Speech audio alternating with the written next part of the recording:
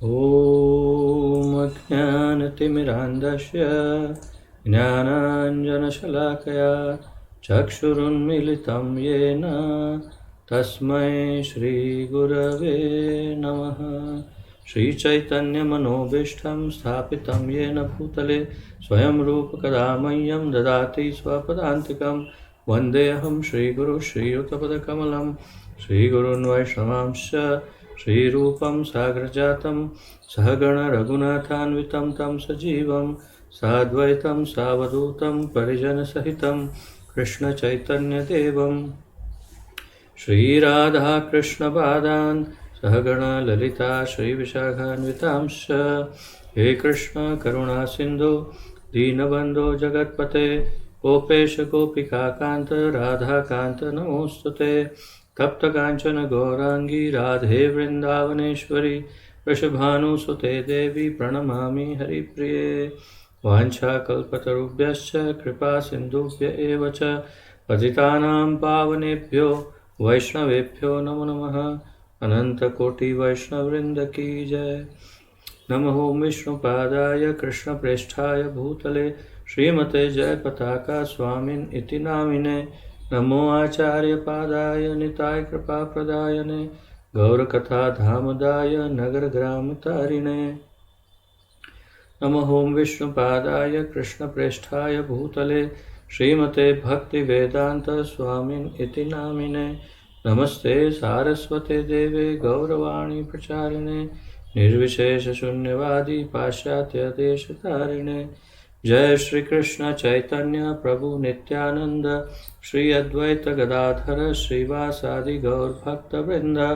हरे कृष्ण कृष्ण कृष्ण हरे हरे हरे राम राम राम हरे हरे। हरे कृष्ण कृष्ण कृष्ण हरे हरे हरे राम राम राम हरे हरे। हरे कृष्ण कृष्ण कृष्ण हरे हरे हरे राम राम राम हरे हरे।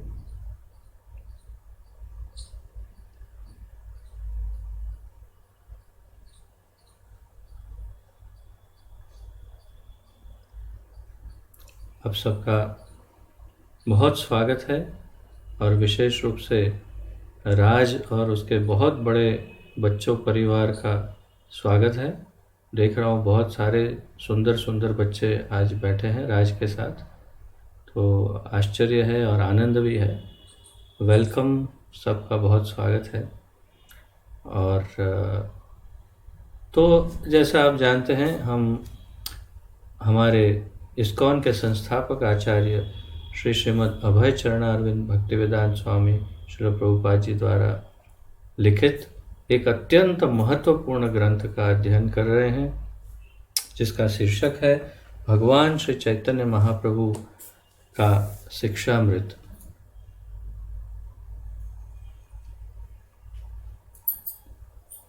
और ये जैसे आप जानते हैं, श्री चैतन्य चरितामृत में जो भगवान श्री चैतन्य महाप्रभु ने रूप गोस्वामी, सनातन गोस्वामी इत्यादि सबको जो शिक्षाएं प्रदान की, उन शिक्षाओं पर आधारित ये ग्रंथ है। और अभी हम श्री सनातन गोस्वामी के शिक्षा के अध्ययन में लगभग अंत तक पहुंच गए हैं। और जो अभी हम कर रहे हैं वो 16वां अध्याय है, जो है श्री सनातन शिक्षा का सार। श्री सनातन शिक्षा जो चैतन्य महाप्रभु ने दी, उसका जो सार है, उसका निष्कर्ष, उसकी हम चर्चा कर रहे हैं। और पिछले 2 दिनों में हमने देखा कि श्री चैतन्य महाप्रभु ने आत्माराम के विविध प्रकारों की चर्चा की।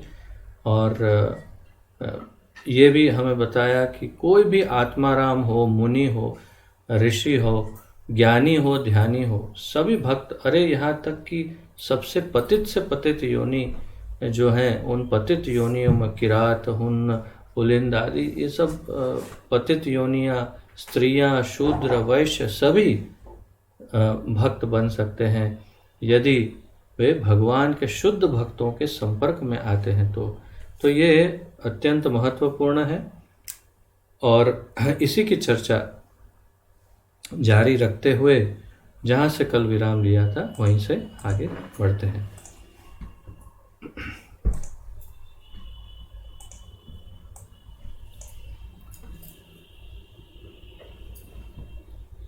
तो जैसे मैंने बताया, साधु संघ का सबसे अधिक महत्व महाप्रभु बता रहे हैं।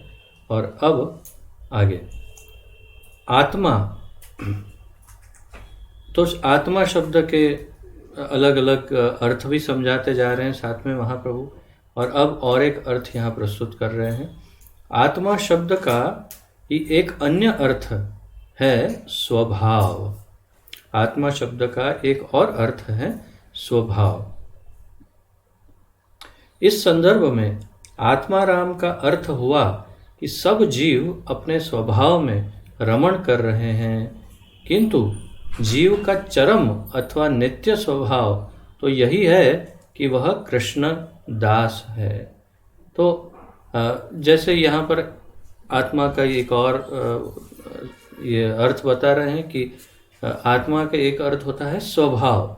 आत्मा अर्थात मेरा स्वभाव, ऐसा एक अर्थ कई अर्थों में से ये एक अर्थ भी है। और इस संदर्भ में आत्माराम शब्द का अर्थ क्या होता है वो बताना चाहते हैं महाप्रभु। तो इस संदर्भ में अर्थात आत्मा का अर्थ स्वभाव अगर हो तो आत्मा राम का अर्थ क्या हुआ? स्वभाव राम, अर्थात अपने स्वभाव में जो रमण करता है। तो उसका अर्थ क्या हुआ कि सब जीव अपने स्वभाव में रमण कर रहे हैं। तो सारे जीव जो हैं वो अपने स्वभाव में रमण कर रहे हैं, अर्थात आनंद ले रहे हैं। किंतु जीव का चरम अथवा नित्य स्वभाव तो यही है कि वह कृष्ण दास है। तो श्री चैतन्य महाप्रभु ये कह रहे हैं कि ये स्वाभाविक रूप से और सामान्य रूप से सभी जीवों का ये एक सभी जीवों की विशेषता है कि सब जीव अपने स्वभाव में ही रमण करते हैं, अर्थात अपने स्वभाव से आनंद प्राप्त करने का प्रयास करते हैं।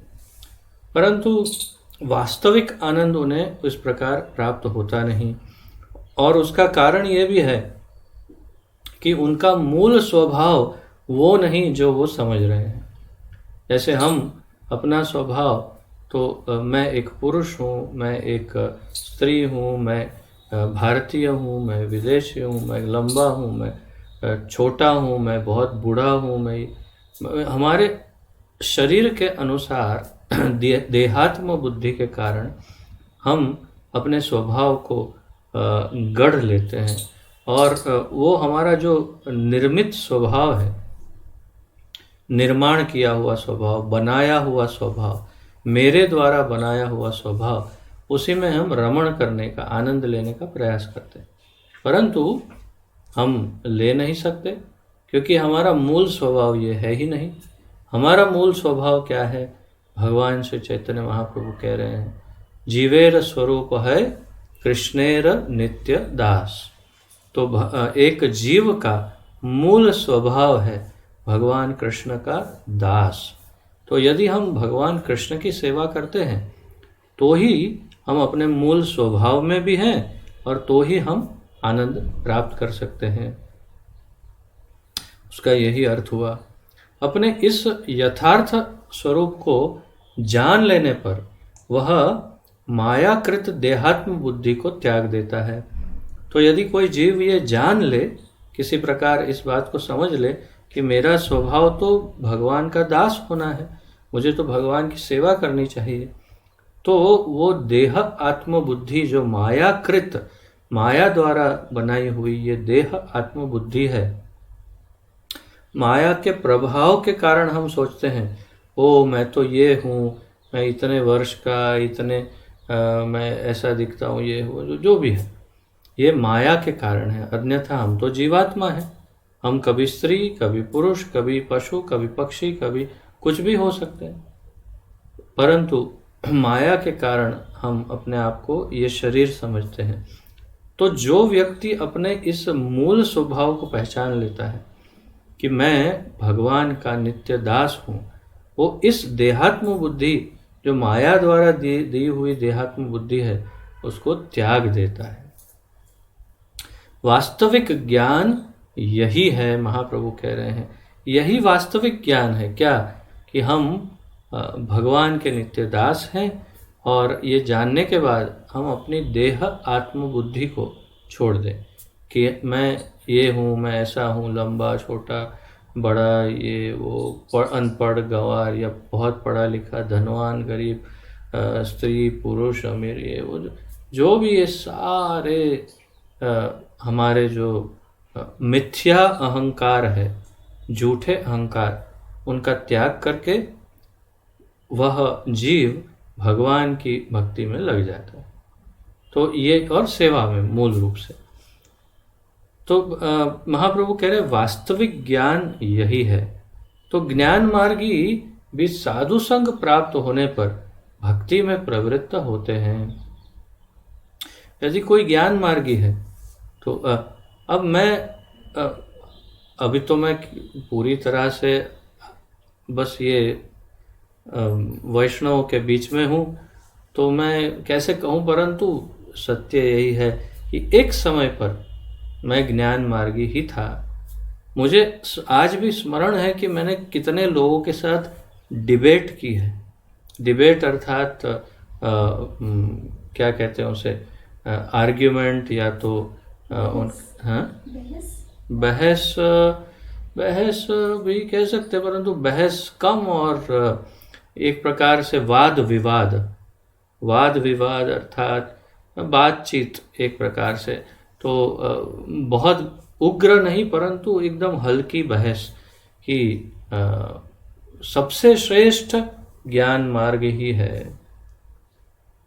मैं स्वयं इतनी कई बहस कर चुका हूँ अपने जीवन काल में, कि जिसमें मैंने हमेशा ज्ञान मार्ग का पक्ष लिया और कहा कि ज्ञान मार्ग सर्वोत्तम है। और जितने उन सभी विवादों को जब भी मैं सोचता हूँ तो शर्म आती है कि वो मेरा अहंकार बोल रहा था और वो मेरा अज्ञान बोल रहा था। एक तो वो अहंकार था मेरा कि मैं ज्ञान मार्गी हूँ, और ज्ञान मार्ग सबसे श्रेष्ठ है, क्योंकि मैं ज्ञान मार्ग में हूँ और मैं जिसमें हूँ वही श्रेष्ठ होना ही चाहिए। ये जरूरी है कि मैं जिसमें हूँ वही श्रेष्ठ हो, क्योंकि मैं श्रेष्ठ हूँ और इसलिए ज्ञान मार्ग श्रेष्ठ है। उस अहंकार के मारे कई विवाद किए, और अब बड़ी शर्म आती है कि अज्ञान और अहंकार के अंधकार के कारण ज्ञान का पक्ष लेता, तो मैं ही ज्ञान मार्गी था, ऐसा कह सकते हैं। और जैसे महाप्रभु कह रहे, ज्ञान मार्गी भी साधु संग प्राप्त होने पर भक्ति में प्रवृत्त होते हैं। तो फिर जब मुझे भक्ति योग की वास्तविकता का ज्ञान हो गया, तो मैं समझ गया कि सर्वश्रेष्ठ क्या है और सर्वोपरि क्या है और वास्तविक योग क्या है। तो फिर अब अर्थात मेरा ही अपना उदाहरण कि मैं ज्ञान मार्ग से साधु संग के कारण, इसमें कोई संशय नहीं, कोई शंका नहीं कि मुझे परिवर्तित करने वाले भक्त ही हैं। जिन भक्तों के संपर्क में मैं आया, उनकी असीम करुणा कृपा के कारण मैं भक्ति मार्ग में आ गया। तो मेरा जो परिवर्तन है उसका मूल कारण भी साधु संग है, जैसा कि यहाँ बताया। तो हम आज तीसरा दिन है, आज भी साधु संग का ही महत्व जारी रहेगा। और मैं चाहता हूँ वो आज पूरी स्टोरी, विशेष रूप से आज बच्चे हैं तो बच्चों को बहुत आनंद आए, ऐसी बहुत सुंदर स्टोरी है, तो वो भी मैं आज कवर करना चाहता हूँ। तो जल्दी आगे बढ़ते हैं। तो साधु संग प्राप्त होने पर ज्ञान मार्गी भी भक्ति में प्रवृत्त हो जाता है। कुमार आदि ऋषिगण तथा अर्थात सनत कुमार आदि और मूर्ख पक्षी आदि सभी कृष्ण भक्ति कर सकते हैं। श्री कृष्ण कृपा से जीव मात्र कृष्ण भावना में अवस्थित हो सकता है। अगर ठाकुर जी की कृपा हो, कृष्ण कृपा हो, तो जीव मात्र चाहे वो किसी भी शरीर में क्यों न हो, वो भक्ति में प्रवृत्त हो सकता है, उसमें कोई संशय नहीं है।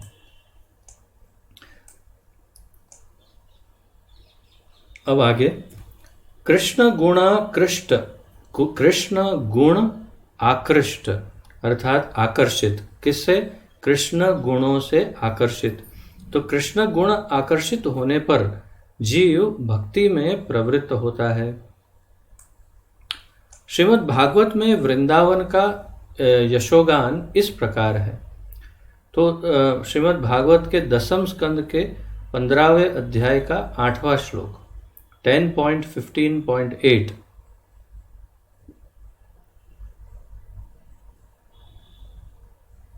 धन्येय धरणी तृण विरुद्धस्त्व पादस्पृशो द्रुमलताः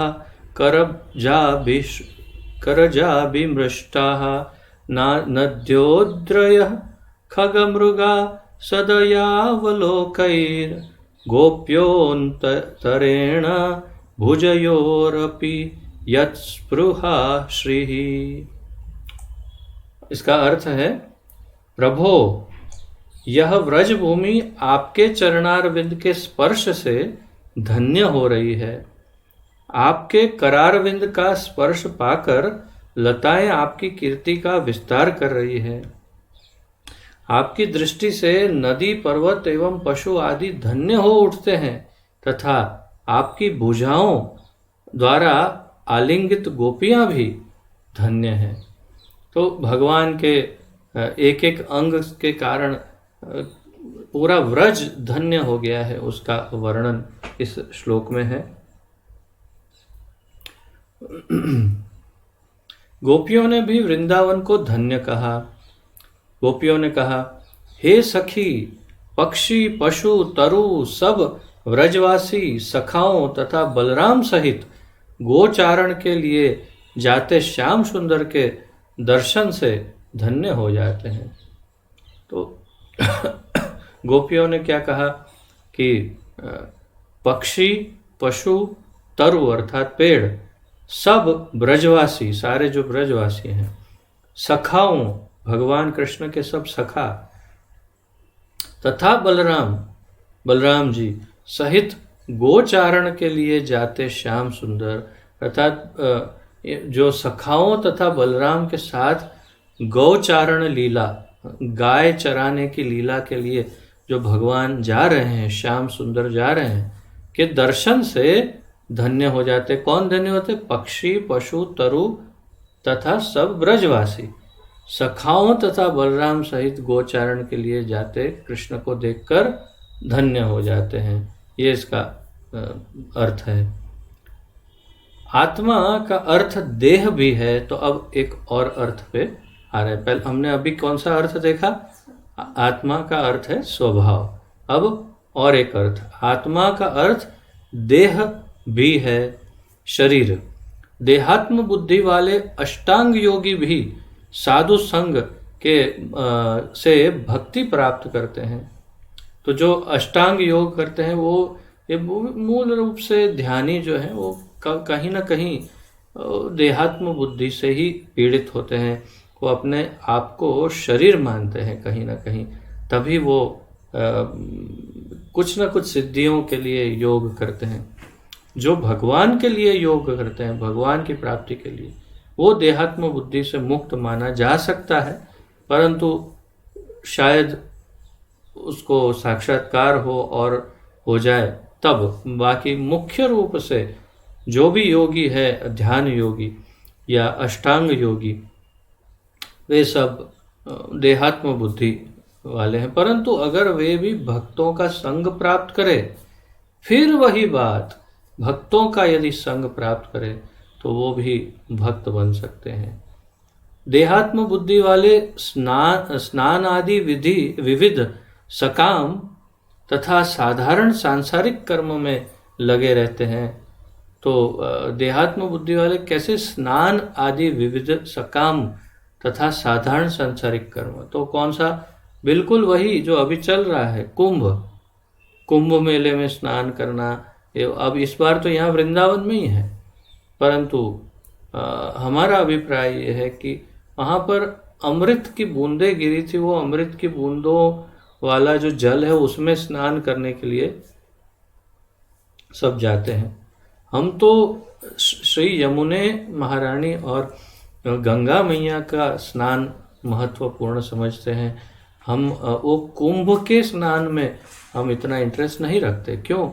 क्योंकि हमें अमृत से क्या लेना देना, हम तो अमर ही हैं, क्योंकि हम तो जीव स्वरूप हैं। और जीवात्मा को तो नैनम छिंदन्ति शस्त्राणि, तो कोई मार ही नहीं सकता जब जीवात्मा को, तो फिर हम तो अमर ही है, तो फिर वो अमृत वाले जल में डुबकी लगाने का क्या मतलब है। और हमें तो ये शरीर तभी तक चाहिए जब तक हमारे श्याम सुंदर प्रसन्न हो। अगर हमारे श्याम सुंदर प्रसन्न हो रहे हैं तो ये शरीर जारी रखेंगे, अगर श्याम सुंदर प्रसन्न नहीं हो रहे तो ये शरीर का त्याग भी कर सकते हैं। हमें अमरत्व से क्या करना, इसलिए ये कुंभ में डुबकी लगाना आदि में हमें इंटरेस्ट नहीं होता। तो ये यहाँ पर यही बता रहे हैं कि देहात्म बुद्धि वाले स्नान आदि विविध सकाम तथा साधारण सांसारिक कर्मों में लगे रहते हैं, किंतु साधु संग से वे भी भक्ति कर सकते हैं। तो जो सामान्य योगी हैं वो भी भक्ति योग में जुड़ सकते हैं अगर वो भक्तों का संग कर ले तो। श्रीमद् भागवत प्रथम स्कंद 18वें अध्याय के 12वें श्लोक में उल्लेख है। तो इसमें क्या उल्लेख है, हम पढ़ते हैं पहले श्लोक और फिर देखते हैं।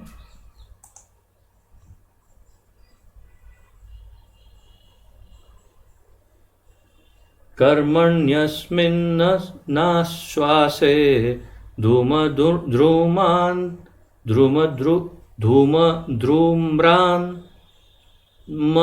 नाम भवान, ध्रुमात्म नाम भवान। टंग ट्विस्टर है इसलिए उच्चारण इतना अच्छा नहीं हो रहा है।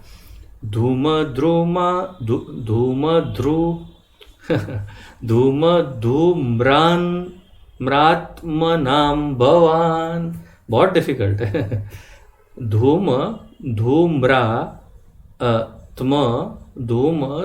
धूम्रात्म नाम भवान, ऐसे ही ठीक है। आप आपाययति गोविंद पाद पद्मासवम मधु। हमने अभी अभी इस सकाम कृत्य यज्ञ की अग्नि को संपन्न करना प्रारंभ किया है और हमारे कार्य में अनेक अपूर्णताएं होने के कारण इसके फल की कोई निश्चितता नहीं है। हमारे शरीर धुएं से काले हो चुके हैं, लेकिन हम भगवान गोविंद के चरण कमलों के अमृत रूपी उस मधु से सचमुच तृप्त हैं, जिसे आप हम सब को वितरित कर रहे हैं। महाप्रभु क्या कहते हैं, देखते हैं इसके उपलक्ष्य में। हे सूत गोस्वामी, सकाम यज्ञों के धूम्र से अर्थात धुएं से, किसके? सकाम यज्ञ, सकाम यज्ञ अर्थात कोई ना कोई कामना की पूर्ति के लिए जो यज्ञ किए जाते हैं, वैसे यज्ञों के धुएं से हम काले हो गए। अर्थात इतने यज्ञ कर डाले हैं कि उन यज्ञों के धुएं खा खा के काले हो गए, फिर भी आप हमें कृष्ण चरणारविंद का अमृत का पान करा रहे हैं। तो सूत गोस्वामी जो नैमिषारण्य में सबको भागवत कथा सुना रहे थे, उसमें ये उन्हें कह रहे हैं कि हम तो सब सकाम यज्ञ कर कर के काले हो गए, अर्थात दूषित हो चुके हैं, भक्ति के लायक कहाँ हैं, लेकिन आप हमें भागवत की कथा सुना करके हमें शुद्ध कर रहे हैं और हमें भक्ति में लगा रहे हैं।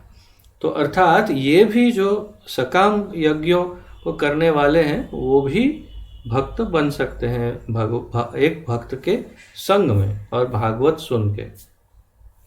फिर श्रीमद् भागवत के चौथे स्कंद के 21वें अध्याय का 31वां श्लोक है 4.21.31। उसमें कहा गया है,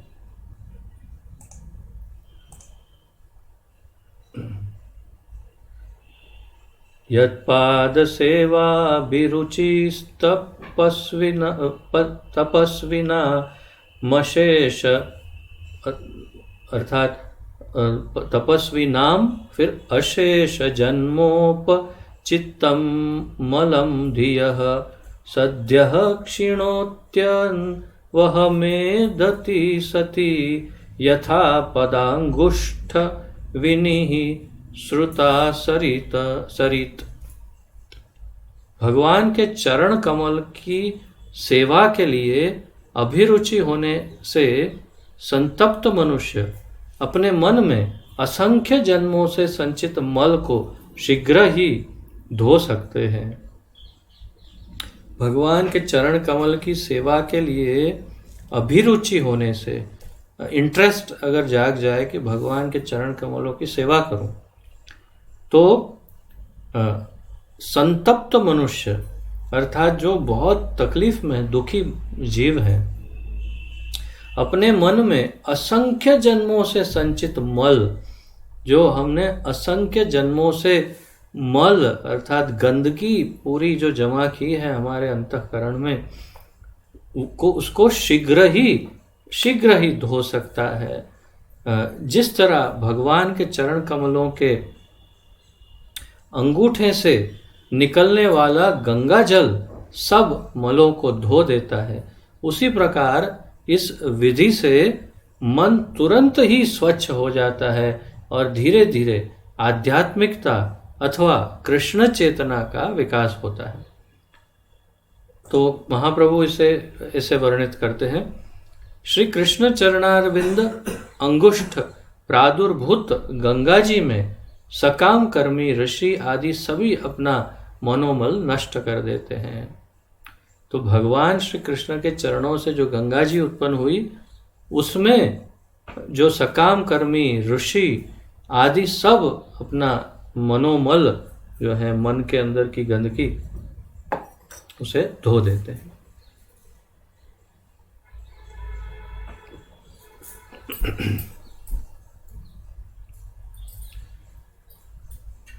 देहारामी अथवा विषयी देह आरामी अर्थात जो आराम करता है, देह आरामी अथवा विषयी भी एक दृष्टि से आत्माराम है।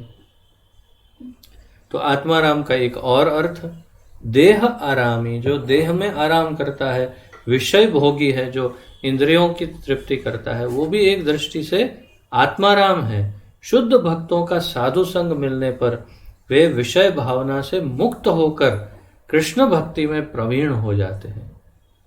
तो इन्हें भी जब शुद्ध भक्तों का संग मिलता है तो ये भी कृष्ण भक्ति में प्रवीण हो जाते अर्थात एक्सपर्ट हो जाते हैं कृष्ण भक्ति में।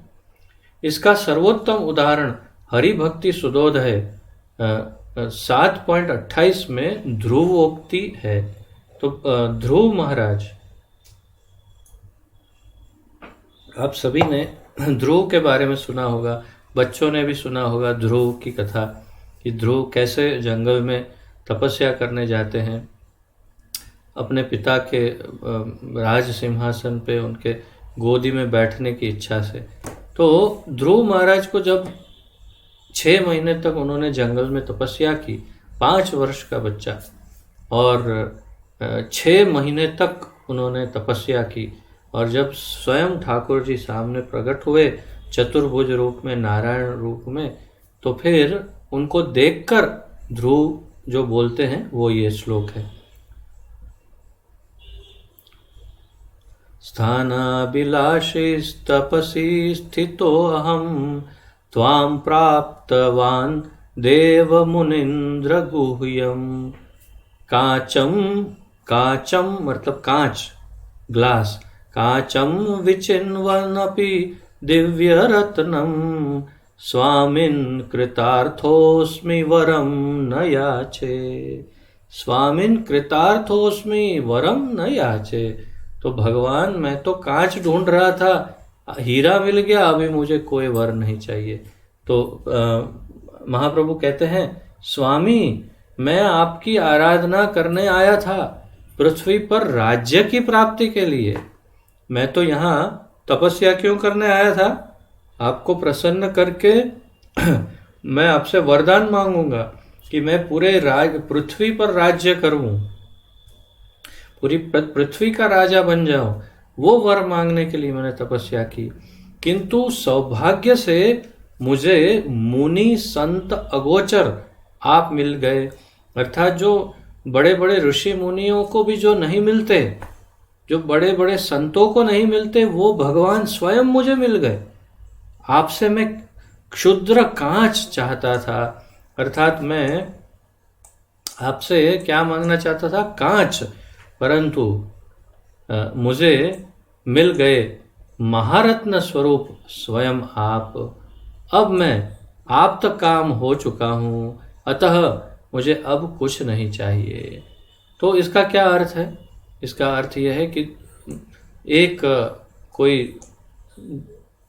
इसमें क्या कहते हैं, ज्वेलरी शॉप कोई सोनार के वहाँ या कोई जो हीरे जवाहरात बेचता है उसके वहाँ जाकर कोई कहे कि मुझे एक सुंदर सा एक कांच का टुकड़ा दे दो, तो वो हंसेगा, क्या तुम यहाँ कांच लेने आए हो?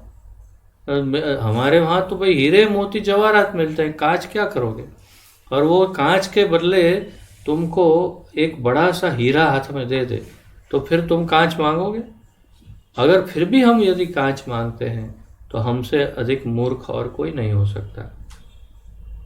अर्थात ये जो पृथ्वी का राज्य है, पूरी पृथ्वी का राज्य, वो भी बिल्कुल तुच्छ है किसके सामने? भगवान की प्राप्ति के सामने।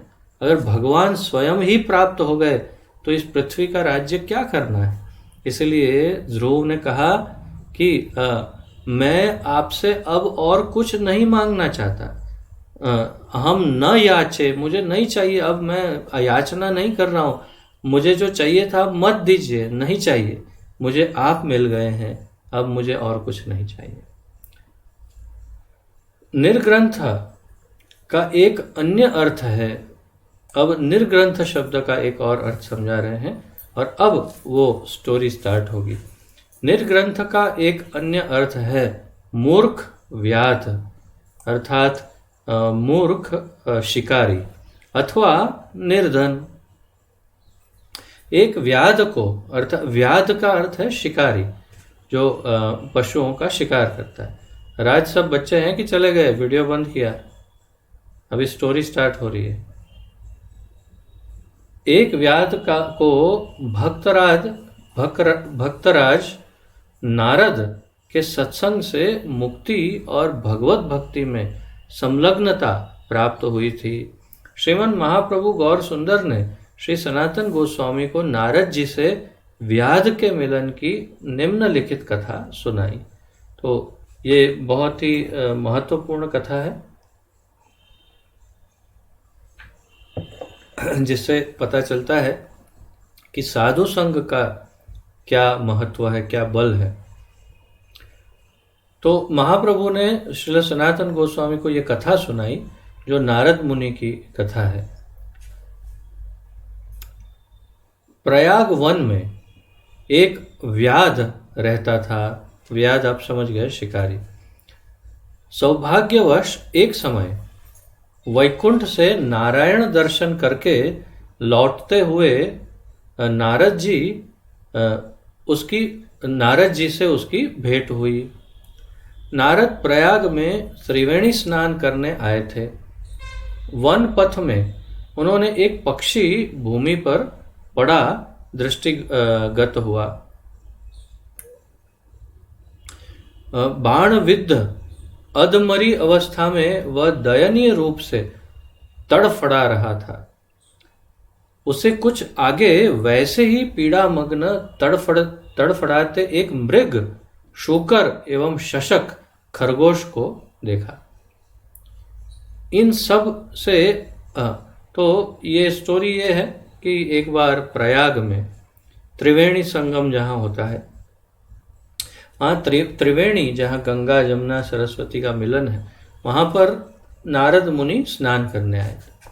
स्नान करके जंगल से होकर के जा रहे थे, तो उन्होंने देखा कि एक पक्षी जमीन पर पड़ा है और उसको तीर लगा हुआ है और पूरा तड़प रहा है, एकदम छटपटा रहा है पक्षी।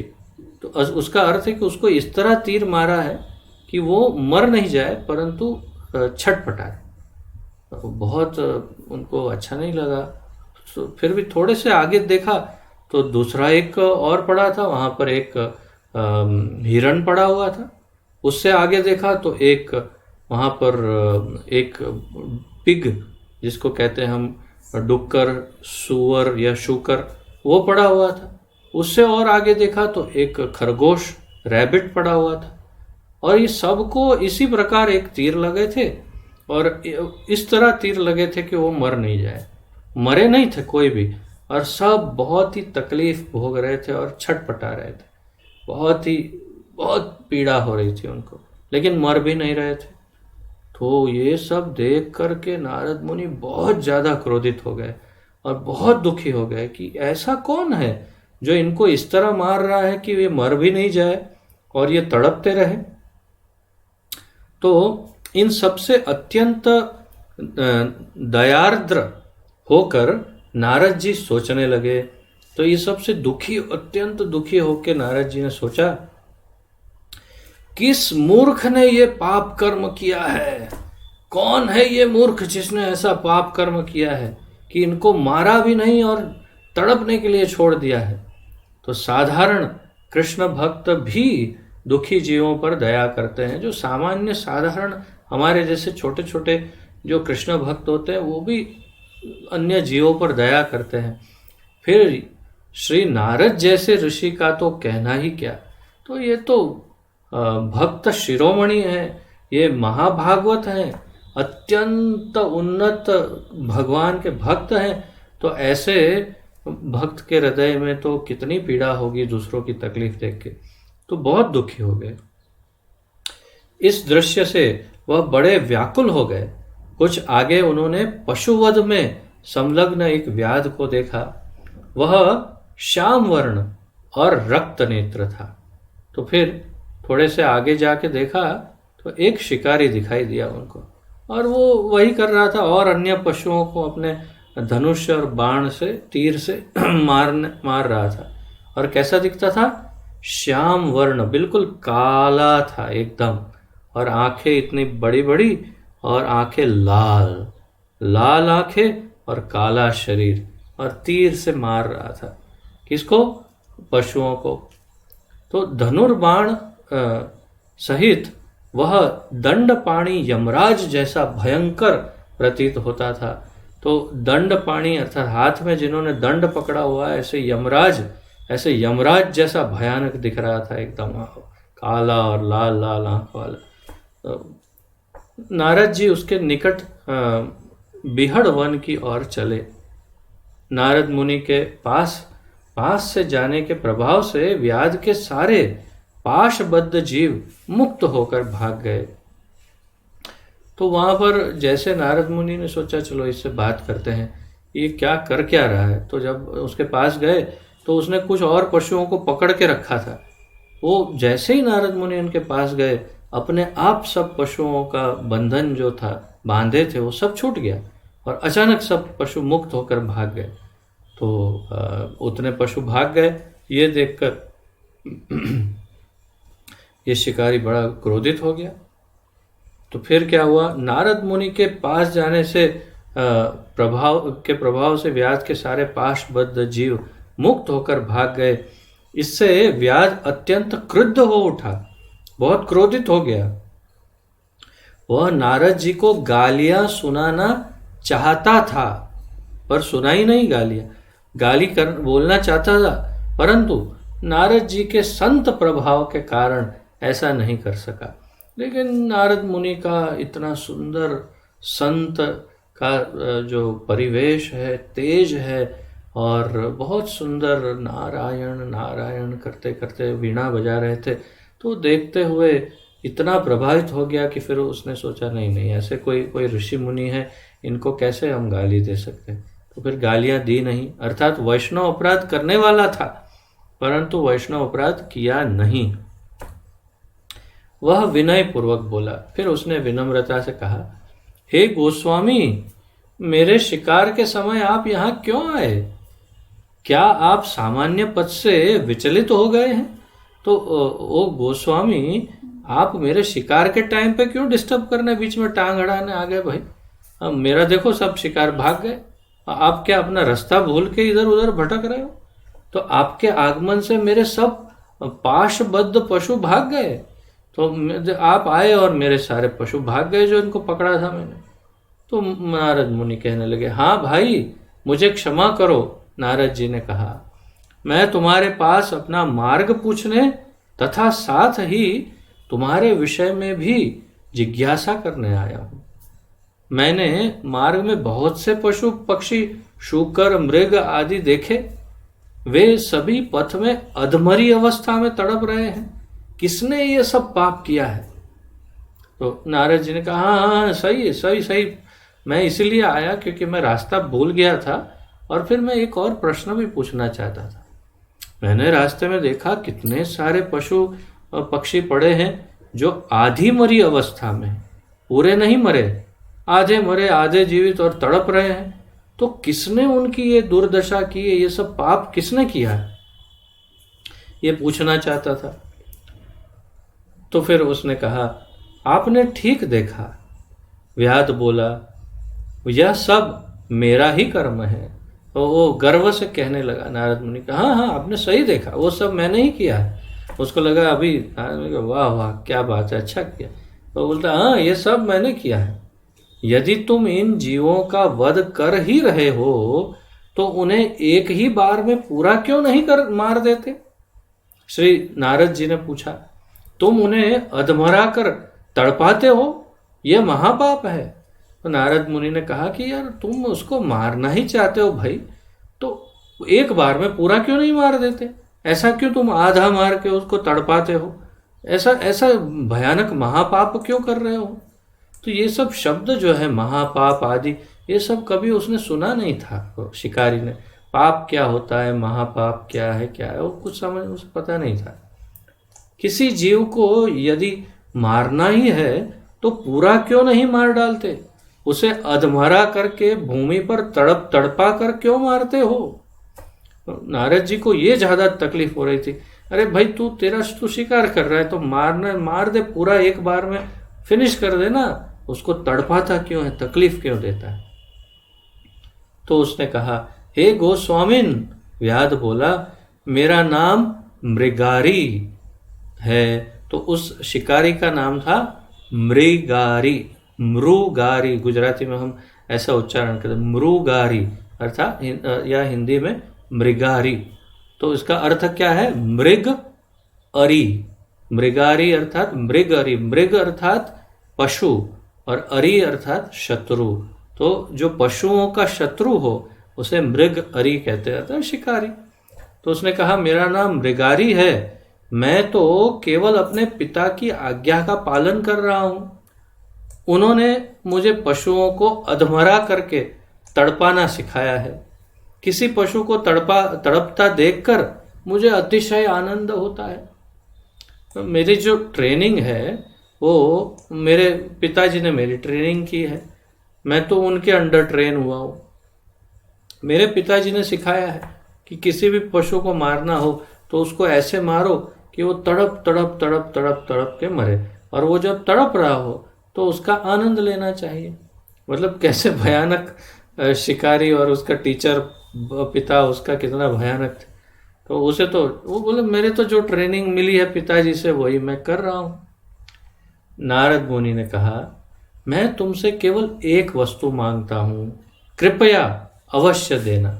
नारद मुनि ने कहा मैं एक एक वस्तु मांगू तुमसे, एक एक कुछ मांगना चाहता हूँ, कुछ मांगू, अवश्य देना, मुझे देना जरूर। तो व्याध ने कहा आपकी इच्छित वस्तु मैं आपको दूंगा। उसने सोचा भाई कोई संत, साधु संत है, महापुरुष है, और कुछ मांग रहे तो चलो दे देंगे, उसमें क्या परेशानी। हाँ हाँ मैं आपको दे दूंगा। यदि आपको मृगछाल वांछित हो तो मेरे घर आइए।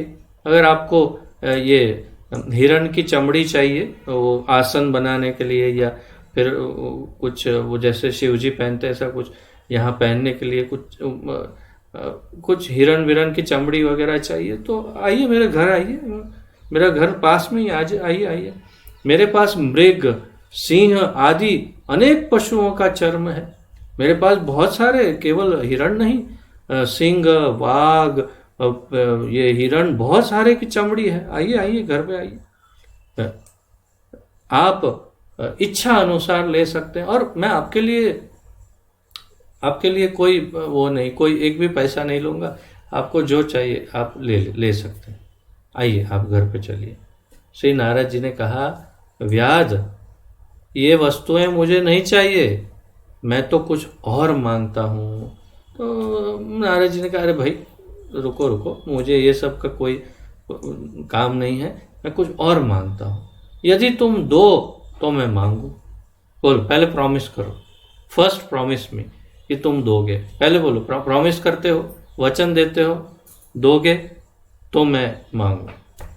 हाँ, तो मृगारी ने कहा हाँ ठीक है मांगे। तो कल से तुम जिस भी पशु का वध करो उसे तुरंत मार डालो, अधमरा मत छोड़ो। अब देखो हमें लगता होगा कि नारद जी कह रहे हो मारो, परंतु नारद जी अच्छी तरह जानते हैं कि एक शिकारी को हम कैसे बोल सकते हैं कि भाई तू मारना ही बंद कर दे। अब वो तो उसका पूरा जीवन ही वही है, उसी पर उसका जीवन टिका हुआ है, तो कैसे उसको पाप करने से रोके। तो कम से कम महापाप से तो उसको रोका जा सकता है कि उनको अधमरा करके तड़पा के जो मारता है, ऐसा महापाप से तो बच जाएगा। इसलिए उसको कहा कि चलो मार ही रहे हो तो एक झटके में सबको मार देना, उनको तड़पा के मत मारना, इतना प्रॉमिस तुम मुझे दे दो। तो व्याध ने कहा आप मुझसे क्या मांगते हैं, आप मुझसे क्या मांग रहे हो? अधमरा छोड़ना या पूरा मारने में क्या अंतर है? आधा मारा पूरा मारा, क्या अंतर क्या है? आप क्या मांग रहे हो मुझसे? श्री नारद जी ने कहा जीव को अधमरा छोड़ने से वह अत्यंत व्यथा पाता है, अन्य जीवों को अधिक कष्ट देने से तुम भयंकर महापाप करते हो। तो जब आधा मरा हुआ तो बहुत तकलीफ होती है और उससे तुम्हारा पाप बहुत ज्यादा बढ़ जाता है। तुम पाप तो कर रहे हो लेकिन ये महापाप हो जाएगा। और ये ठीक नहीं है कि जीव हत्या से महापाप होता है। ये ठीक है कि जीव हत्या से महापाप होता है, पर अधमरा करने में तो उससे भी अधिक पाप होता है। तो नारद मुनि ने कहा ये तो ठीक है कि तुम मार रहे हो तो पाप है, परंतु तुम जिस प्रकार मार रहे हो उससे महापाप लगता है। जीवों को अधमरा करके तुम जो कष्ट देते हो वह सब तुम्हें भावी जीवन में भोगना होगा। तो अब नारद मुनि ने एकदम बिल्कुल उसे ऐसी बात बता दी जिससे उसका पूरा माइंड चेंज हो गया। उसको कहा कि ये जो भी कर रहे हो इस सब का फल तुम्हें आने वाले जीवन में भोगना पड़ेगा। बस अभी तो तुम जैसे जी रहे हो जियो, जो कर रहे हो करो, लेकिन इन सभी कर्मों के, पाप कर्म के फल तुम्हें भोगने तो पड़ेंगे ही, चाहे इस जन्म में या अगले जन्म में। जो भी पाप करते हो उसका फल भोगना पड़ेगा। अब उसकी आंखें खुली, अच्छा तो मुझे भोगना पड़ेगा, ये सब भोगना पड़ेगा? हाँ क्यों नहीं भोगना पड़ेगा, कर्मों के फल है, अच्छा करो या बुरा करो फल तो भोगना पड़ेगा। व्याध अतिशय पापी था, पर श्री नारद जी जैसे महाभागवत के संग से उसका हृदय द्रवित हो गया। अपने पापों के कारण वह भयभीत हो उठा, और उसको जब पता चला कि इतना भयानक फल भोगना पड़ेगा तो वो थोड़ा डर गया।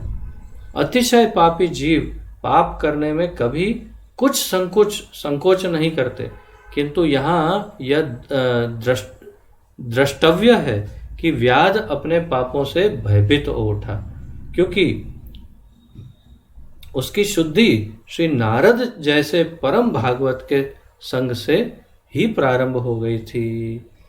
तो यहाँ पर महाप्रभु ये कहना चाहते हैं, ऐसे तो जो पापी लोग होते हैं वो किसी की बात से कोई उन पे फर्क नहीं पड़ता, जो पाप करना चाहते करते ही हैं, परंतु यहाँ पे नारद मुनि जैसे भक्त के संग के कारण उतनी देर तक जो बातें की, नारद जी के सामने हाथ जोड़ के खड़ा रहा, उनका आदर किया, उनके साथ बातचीत कर रहा था, तो उतने में ही उनके संग का इतना प्रभाव पड़ गया, भक्त के संग का इतना प्रभाव पड़ गया कि उसके हृदय में परिवर्तन आरंभ हो गया और उसे अपने पाप से डर लगने लगा। तो ये यहाँ भी साधु संग की बात कर रहे हैं महाप्रभु। और अब आगे कह रहे हैं, वह बोला, स्वामी, बाल्यकाल से ही मुझे पशुओं को इस प्रकार मारना सिखाया गया है। कृपया बताइए कि इस संचित पाप राशि से मेरा निस्तार कैसे होगा। मैं आपका शरणापन्न हूँ। इन पूर्वकृत पाप कर्मों के फल से मेरा उद्धार करके कृपया मुझे मुक्ति पथ का उपदेश करें। अब उसका माइंड पूरा चेंज हो गया। उसने कहा, मैं तो बचपन से मुझे ये सिखाया है, तो मैंने तो कितने पाप किए हैं, तो आपके मैं शरण में हूँ, मैं आपका शरण आपन्न हूँ, अर्थात मैं आपके शरण में हूँ, आप मेरा उद्धार करिए। आप तो ऋषि मुनि हैं, आप मुझे बताइए कि मैं मेरे इन पाप कर्मों से कैसे मुक्त हो सकता हूँ। क्या ऐसा कोई रास्ता है जिससे मैं इन पापों से मुक्त हो सकता हूँ? क्या ऐसा कुछ हो सकता है जिससे मुझे ये पाप के फल भोगने ना पड़े? तो नारद मुनि ने क्या जवाब दिया? नारद मुनि ने कहा, यदि तुम यथार्थ रूप में मेरी आज्ञा पालन के इच्छुक हो तो मैं तुम्हें पाप से मुक्ति प्रदायक पथ का उपदेश कर सकता हूँ। तो यदि तुम मैं जैसा कहूँ बिल्कुल वैसा कर सकते हो, यदि जैसा मैं कहूँ करना पड़ेगा, तो मैं तुम्हें तुम्हारे पापों से मुक्त होने का रास्ता बता दूंगा। व्याध ने कहा, आप जो कहेंगे मैं निसंकोच वही करूँगा। जो आप कहेंगे मैं वही करूँगा।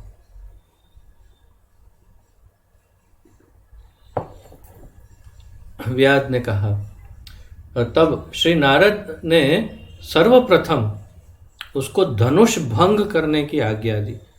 उसके बाद ही वे मुक्ति पथ बताएंगे, ऐसा कहा। उन्होंने कहा, अच्छा चलो शुरुआत करते हैं। मैं तुमको तुम्हारी इस पापों के मुक्त होने का रास्ता बताता हूँ। पहला काम करो, क्या तुम्हारा ये जो धनुष है ना, उसे तोड़ दो। अरे मेरा तो ये दाना पानी रोटी सब तो इसी से, धनुष से ही तो मेरी कमाई होती है, ये धनुष तोड़ दूंगा तो कैसे होगा? वो थोड़ा डाउट हो गया उसको कि अरे ये तो नारद मुनि तो क्या कह रहे हैं। तो उसने कहा, आप मुझे धनुष भंग करने को क्यों कहते हैं? व्याध ने विरोध किया, किंतु ऐसा करने पर मेरी जीविका का साधन क्या रहेगा?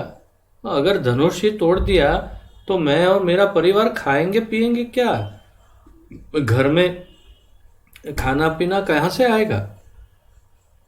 और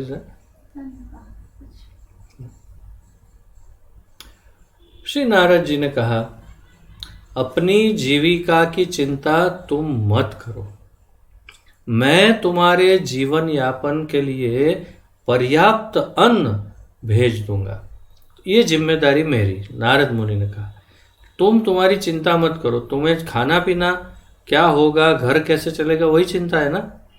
तुम्हारे खाने पीने का पूरा इंतजाम मैं कर दूंगा। बोलो अब। यह सुनकर व्याध ने धनुष तोड़ डाला और श्री नारद जी के चरणों में गिर पड़ा। नारद जी के चरणों में गिर गया, धनुष तोड़ दिया। श्री नारद जी ने उसे उठाकर यह उपदेश दिया। उसे उठाया प्रेम से और कहा, घर जाकर अपनी सारी संपत्ति को, जो भी धन है तुम्हारा, सब संपत्ति को भक्तों और ब्राह्मणों को दान कर दो। उसके उपरांत केवल एक वस्त्र धारण कर मेरे निकट आओ। नदी तट पर कुटी बनाकर उसके समीप एक तुलसी का पौधा लगाओ। प्रतिदिन श्री तुलसी की परिक्रमा कर एक गिरा हुआ पत्ता खाओ।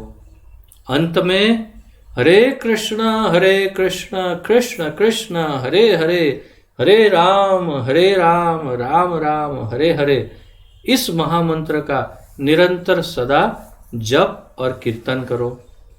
मैं प्रतिदिन तुम्हारे लिए अन्न भेजूंगा, किंतु तुम अपने और अपनी स्त्री अर्थात पत्नी के लिए आवश्यक मात्रा में ही उसे स्वीकार करना।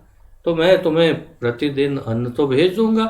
देखो सबसे पहले क्या कहा उन्होंने, क्या करो, घर जाकर पूरा जितना तुम्हारी वेल्थ है, धन है, वो सब ले करके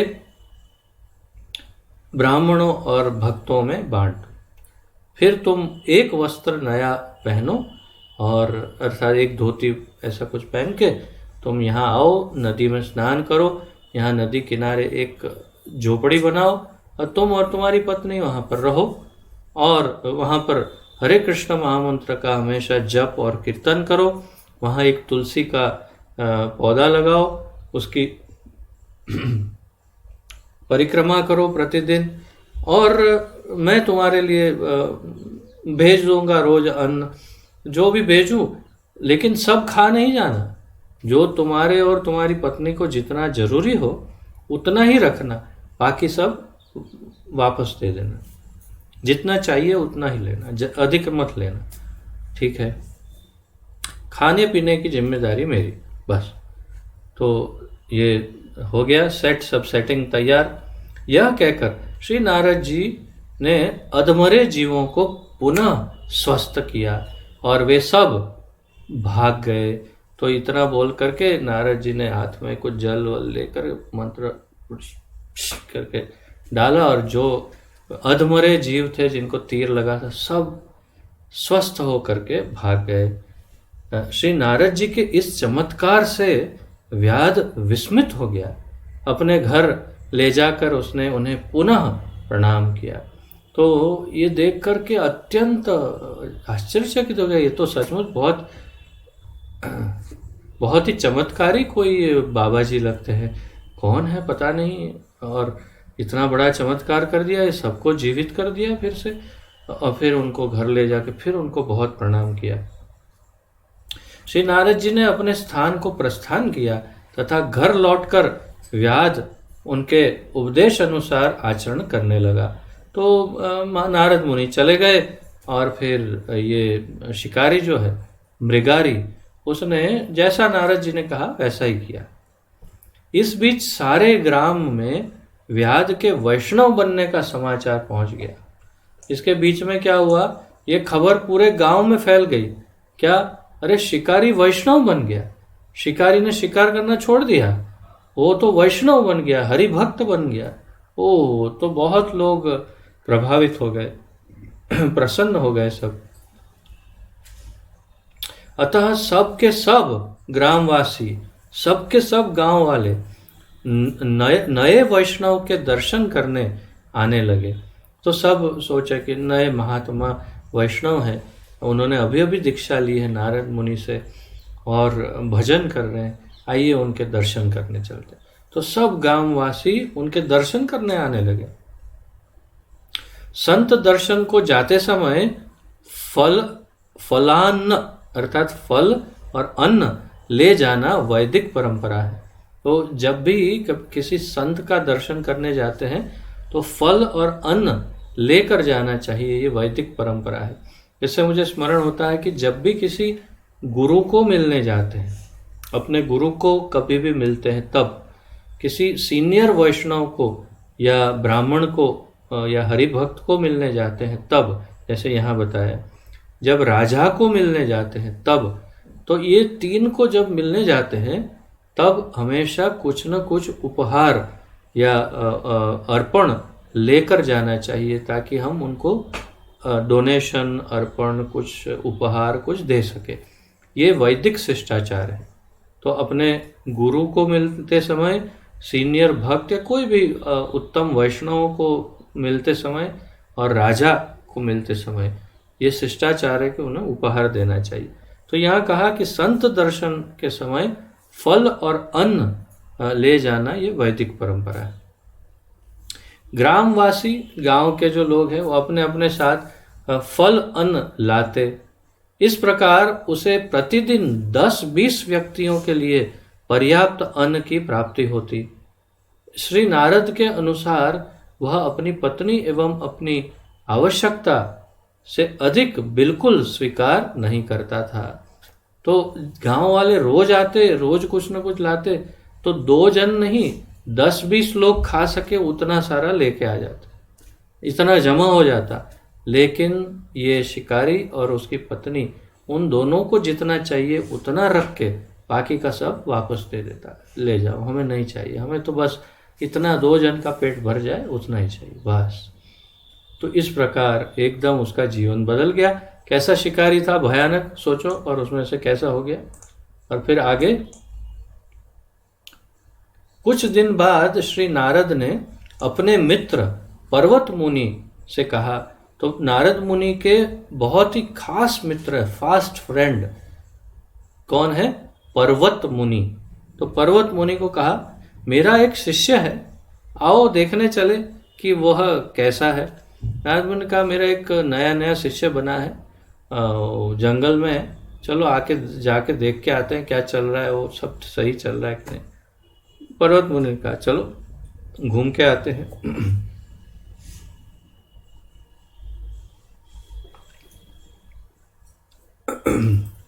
श्री नारद और पर्वत ऋषि को दूर से ही अपने घर आते देख व्याध अतिशय आदर भाव से उनका स्वागत करने दौड़ा। दूर से देखा, हो नारद मुनि आ रहे हैं, मेरे गुरुदेव आ रहे हैं और उनके साथ और कोई ऋषि है, चलो चलो उनका स्वागत। दौड़ने लगा, दौड़ के उनका स्वागत करने जा रहा था। लेकिन उसने देखा रास्ते में, मार्ग में उसे चींटियां चलती हुई दिखाई दी। उसने देखा कि रास्ते में बहुत सारी चींटियां चल रही है, कीड़ी, एंट्स, बहुत सारी चींटियां हैं। तो क्या करें, अभी चींटियों का क्या है, वो चल के आगे चलेंगे। लेकिन नहीं, उसने क्या किया, ऋषियों के निकट पहुंचकर वह उन्हें दंडवत करने को उद्यत हुआ, किंतु पहले चींटियों को अपने वस्त्र से झाड़ दिया। तो वो सोच रहा था कि दंडवत करते हैं, लेकिन पहले देखा चींटियां हैं, तो पहले सब चींटियों को उसने निकाल दिया था कि कोई चींटी मरे नहीं, किसी चींटी को चोट नहीं पहुंचे। सब चींटियों को साइड में करके फिर जहां चींटी नहीं थी ऐसी जगह पर उसने दंडवत प्रणाम किया इन दोनों को। इस प्रकार व्याध को चींटियों की रक्षा करते देखकर श्री नारद मुनि को स्कंद पुराण के एक श्लोक का स्मरण हुआ है।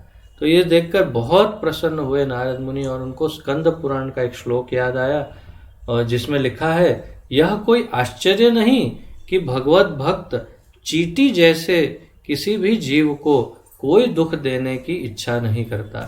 अर्थात कोई भी जीव हो, उसे कोई भक्त, जो भी भक्त होते हैं भगवान के, वो किसी भी जीव को तकलीफ नहीं देते, किसी भी जीव को कभी तकलीफ नहीं देते भगवान के भक्त।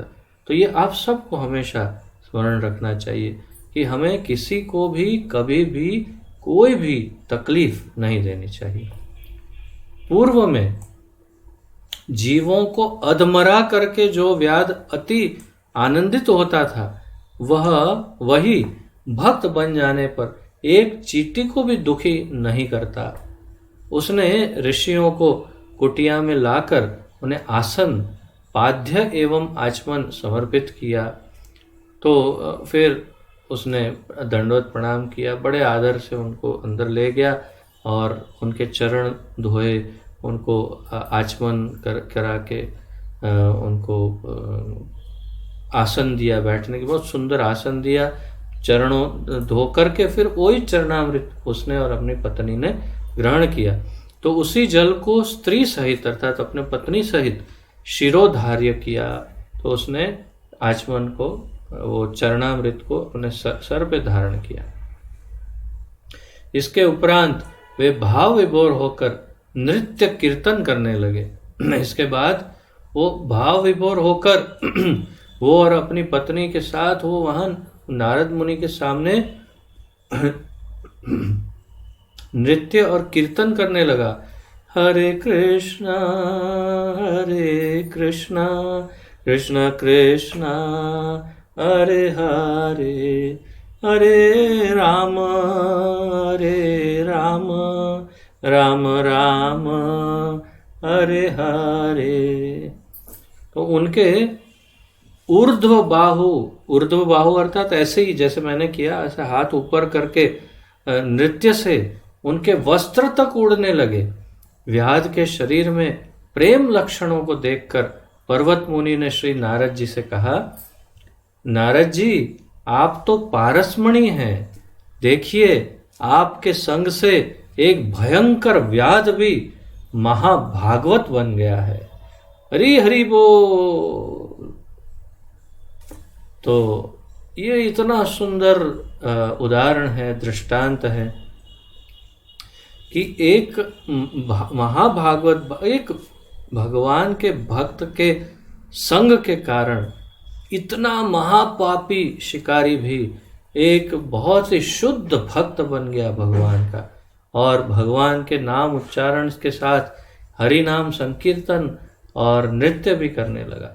इतना दयालु हो गया कि चींटियों को भी तकलीफ नहीं देता, और इतना संतुष्ट हो गया कि अब जितना चाहिए उतना ही आहार लेता, बाकी सब वापस भेज देता। तो कितना परिवर्तन आया केवल एक भक्त के संग के कारण। स्कंद पुराण में एक श्लोक है, देवर्षि आप धन्य हैं, आपकी कृपा से एक अत्यंत अधम व्याध ने भी भक्त बनकर कृष्ण रति प्राप्त की। तो स्कंद पुराण अर्थात ये कोई स्टोरी नहीं, वास्तव में ये सत्य है, और ये सब अनेक शास्त्रों में इसका वर्णन है। जैसे स्कंद पुराण में भी ये इसका उल्लेख है। अंत में श्री नारद जी ने व्यास से पूछा, तुम्हें अन्न भोजन नित्य प्राप्त हो रहा है कि नहीं? तुम्हें पर्याप्त खाना मिल रहा है? तो उसने कहा, आप नित्य इतने अधिक लोग भेजते हैं। व्यास ने कहा, वे इतना अधिक पदार्थ लाते हैं कि हम खा भी नहीं पाते। श्री नारद जी ने कहा, ठीक है, तुम्हें जो कुछ प्राप्त हो रहा है वह सब उचित ही है। अब अपनी भक्ति को इसी प्रकार करते रहो। यह कहकर पर्वत मुनि सहित नारद जी व्याध गृह से अंतर्धान हो गए। श्रीमन महाप्रभु गौर सुंदर ने इस कथा का उल्लेख करके दिखाया कि शुद्ध भक्तों के साधु संग के प्रभाव से एक व्याध, एक शिकारी भी भक्ति कर सकता है। अर्थात कि निम्न से निम्न कोटि का व्यक्ति, सबसे अधिक पतित जीव भी, किसी भी शरीर में कोई जीव क्यों न हो, वो भगवान का भक्त बन सकता है अगर वो किसी भक्त के संग को प्राप्त करता है। तो सबसे महत्वपूर्ण यहाँ पर भगवान के भक्त का संग है, उससे अधिक महत्वपूर्ण कुछ भी नहीं है। आत्माराम श्लोक की आगे व्याख्या करते हुए महाप्रभु ने कहा कि आत्मा शब्द से सारे भगवत स्वरूप विहित है। तो आत्माराम शब्द, इसमें आत्मा शब्द की और व्याख्या करने लगे महाप्रभु, और उन्होंने कहा आत्मा शब्द से सारे भगवत स्वरूप भी विहित हैं। अर्थात जैसे आत्मा से स्वभाव है, आत्मा से शरीर है, आत्मा से जीवात्मा है, आत्मा से मन है, इसी प्रकार आत्मा से भगवान भी है। तो कई बार आत्मा शब्द भगवान के लिए भी उपयोग में लिया जाता है शास्त्रों में। प्रायः स्वयं भगवान श्री कृष्ण तथा उनके सब स्वरूपों को भगवान कहा जाता है। तो आत्मा से भगवान भी हो सकता है। तो अभी उसके बारे में और कहेंगे। भगवान श्री कृष्ण के किसी भी स्वरूप कि भक्ति करने वाला आत्मा राम है। भगवान कृष्ण के किसी भी रूप का की भक्ति करने वाला आत्मा राम है। क्यों? आत्मा अर्थात भगवान और राम अर्थात जो उसमें रमण करता है या आनंद लेता है। तो जो भगवान की भक्ति में आनंद लेता है उसे आत्मा राम कहते हैं। तो ये जो एक एक शब्द के अर्थ हैं उसके इस अर्थ के अनुसार तो ये सभी भक्त वैधि अथवा रागानुगा भक्ति करते हैं। इनके 3 भेद हैं।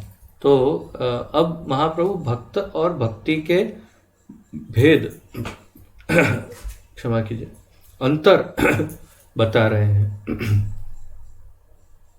तो कह रहे हैं कि ये जो भगवान के भक्त आत्मा राम भक्त हैं उनके 2 प्रकार हैं। कौन से? वैधि भक्त और रागानुगा भक्त। इनके फिर 3 भेद हैं, पार्षद, साधन सिद्ध तथा साधक। एक होते हैं भगवान के पार्षद, एक होते हैं साधन सिद्ध और एक होते हैं साधक। या उल्टे क्रम में या मतलब सीधे क्रम में देखें तो साधक, फिर साधन सिद्ध और उसके बाद पार्षद। साधक 2 प्रकार के हैं। साधक के 2 प्रकार बताए महाप्रभु ने। जात रति तथा अजात रति। यहाँ पर थोड़ा हिंदी में भूल है। तो जात रति तथा अजात रति अर्थात जो स्वाभाविक रूप से भगवान से जुड़े हुए हैं या अभी तक जिनके भगवान के प्रति आकर्षण या रति उत्पन्न नहीं हुई, ऐसे। तो भक्ति के वैधि तथा रागानुगा नामक भेदों से इनके 8 भेद होते हैं। वैधि भक्ति में श्री भगवान के नित्य सिद्ध पार्षदों के 4 भेद हैं। वैधि भक्ति में भगवान के नित्य सिद्ध जो पार्षद हैं उसमें 4 भेद हैं, दास, सखा, गुरु या तो फिर माता पिता या वात्सल्य भाव में जो है वो, तथा कांतागण अर्थात गोपियां। तो दास, सखा, माता पिता या गर्लफ्रेंड्स या गोपियां, कांतागण। इसका अगर सीधा इंग्लिश अनुवाद करेंगे तो गर्लफ्रेंड होता है, मतलब कांतागण अर्थात उनकी स्त्री मित्र जो हैं गोपियां। तो वो है माधुर्य भाव, माधुर्य भाव, वात्सल्य भाव, सख्य भाव और दास्य प्रेम। तो ये 4 उसके भेद बताए। तो मुझे लगता है यहीं पर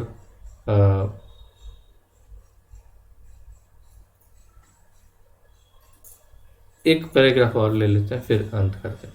जैसे कुछ भक्त साधन सिद्ध होते हैं उसी प्रकार उनमें से कुछ नित्य सिद्ध हैं।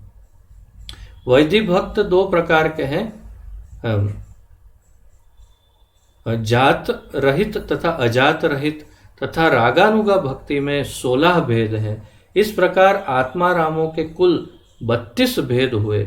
यदि मुनि निर्ग्रंथ अपि तथा च का इन 32 के लिए प्रयोग करें तो भक्तों के 58 भेद हो जाएंगे। ये सभी भक्त एक शब्द से विहित हैं और वो है आत्मा राम।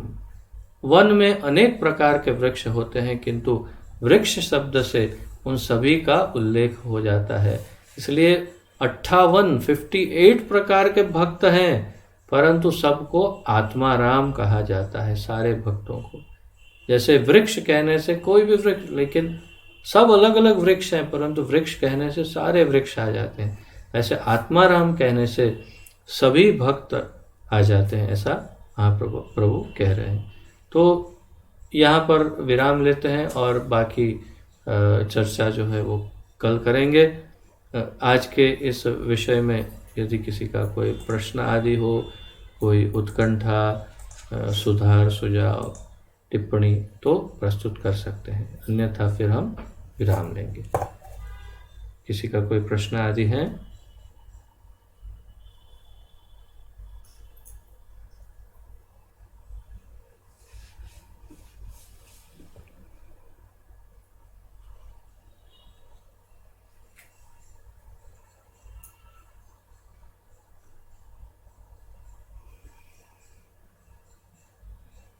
तो बच्चों को स्टोरी अच्छी लगी आज?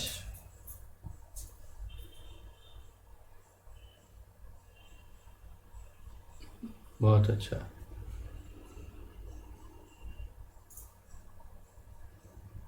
मुझे भी बहुत अच्छा लगा, बहुत अच्छे अच्छे क्यूट बच्चे सब आए हैं, वेरी नाइस। ठीक है, तो यदि कोई प्रश्न ना हो, किसी का कोई क्वेश्चन ना हो, तो फिर विराम लेते हैं यहीं पर और कल फिर आगे बढ़ेंगे। ठीक है, आइए प्रणति निवेदन करते हैं। श्री चैतन्य महाप्रभु की जय। श्री सनातन गोस्वामी की जय। पतित पावन अभय चरणारविंद भक्ति वेदांत स्वामी श्रील प्रभुपाद की जय। पतित पावन गुरुदेव की जय। निताय गौर प्रेमानंदे। हरि हरि बोल। आप सबको दंडवत प्रणाम और आप सबका बहुत बहुत बहुत धन्यवाद। हरे कृष्णा।